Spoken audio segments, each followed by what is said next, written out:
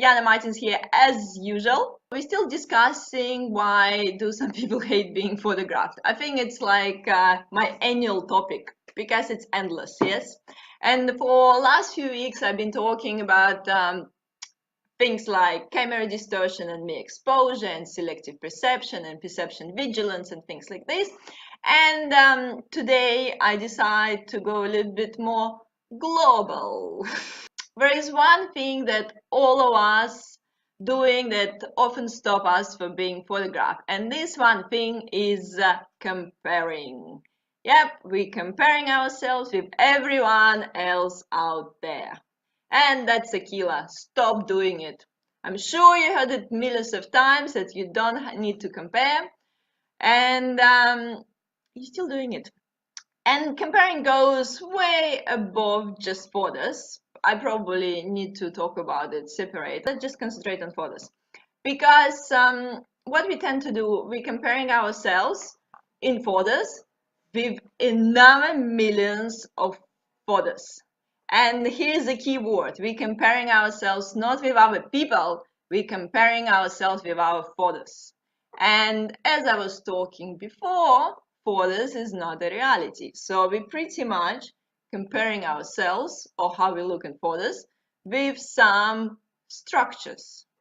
Often pictures that we see, especially if it's a magazine or Instagram, it's a pictures that's been created with the full-time crew in the studio, with the lighting, with the outfits and things like this, yes? And suddenly you just take a picture of yourself in the real life and it doesn't look like this. I'm sure you heard about it before. And yes, Instagram famous people often don't look like that in the real life. So stop comparing. We're extremely influenced by visual media that has created this ideal beauty image in our mind. This ideal beauty image that doesn't exist. And why we have this ideal beauty image? Why it's been created? So obviously it's been created to sell us something. The idea is, you're not skinny enough, your skin is not smooth enough, your hair is not shiny enough, buy this. Yes, so the whole marketing is based on creating insecurities. Yeah, it's obvious. Like if you will be happy with everything, why you would buy something? So I'm not going to talk about overproduction and consumerism today. Let's go back to the photo. Maybe you're not comparing yourself with models and Instagram famous people. You still might compare yourself with the friends or Facebook friends or Instagram followers, yes? And the thing is, your Facebook friends might use some Photoshop and filters and stuff like this, and they're putting photos on themselves. And again, what you're doing, you're comparing yourself with Photoshop pictures of your friends. And then you're trying to put your picture on, doesn't look like this. How did that happen? And if you, the person who don't know how to use Photoshop, no idea about beauty filters on the phone or slimming down techniques and things like this, you just give up on putting pictures of yourself because suddenly they don't match this beauty image online. But are we putting photos online as a beauty competition? Do we forget that photos is always capturing memories, creating some stories? Did we forget why we're taking pictures in the first place? Yeah, of course, if you're a brand and you're trying to sell something, that's one thing. But if you're just having fun and enjoying the moment, why you thinking that this picture doesn't look like all these other millions of pictures on the internet? And what's happening, sometimes we don't even associate taking pictures anymore as a good thing. Yes, because we think like, oh my God, like they taking these 50 selfies, what they doing? And we start associating it with like narcissism and things like this. In reality, there is nothing actually wrong in taking selfies unless you completely obsess with it and can't post a picture of yourself without putting triple filter on it. Yes, we have some resistance sometimes when someone take a photo of us, but we need to remember we have living in a digital world these days. And we are moving to digital, and yes, we can't resist it. The half of the businesses will be digital, so you can't really avoid being photographed for the rest of your life. What you need to do, you need to be authentic on your pictures, authentic with others, and most important with yourself. If you're creating an avatar for yourself that's far away from your self-image, it can cost you anxiety.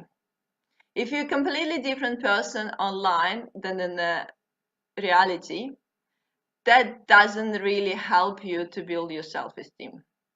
Yes, we can enhance few things online. Yes, for sure, we do post our highlights of our life, not our everyday things. But unfortunately, if we have a big gap between our self-image and online avatar, that can create even more insecurities. Because if you can't just post picture of yourself online, you still not accepting yourself. So the moral of all my talk, I guess I'm just going all over the place today. But the moral that I'm trying to say today, be yourself, because everyone else is already taking. And we all different. Yes, we are all different, and we are attracted to different people. Even if you think about like supermodels and top models, it's not like we all love the same supermodel. Yes, for example, me, like I don't like Miranda Kerr. Sorry, Miranda. I'm not talking like I'm not against Miranda. I'm just saying she beauty-wise, she does nothing for me. Like she looks like a girl next door with the round face. But for her like millions of friends, she just the beauty image of the decade. We're all different. We're attracted to different things, and different people get attracted to us. Stop comparing. I'm coming back to the same thing. And if you start comparing, you realize that you can't please everyone. What you need to do, you need to be true to yourself. Anyway, as soon as you stop judging others, you less scared about being judged, and you stop comparing yourself with the other people. So please comment below. Let's have a chat about it if you have more questions. We talk about today we talk about comparing and self-acceptance and pretty much being yourself. And I'll just remind you that I do run workshops for photographers who wanna capture people personalities and communicate with people more effectively than they photograph them. And I also work with a lot of business owners and corporates to help them to feel confident around a camera so they can create engaging content and attract the right customers. Be yourself, everyone else is taking. See you guys.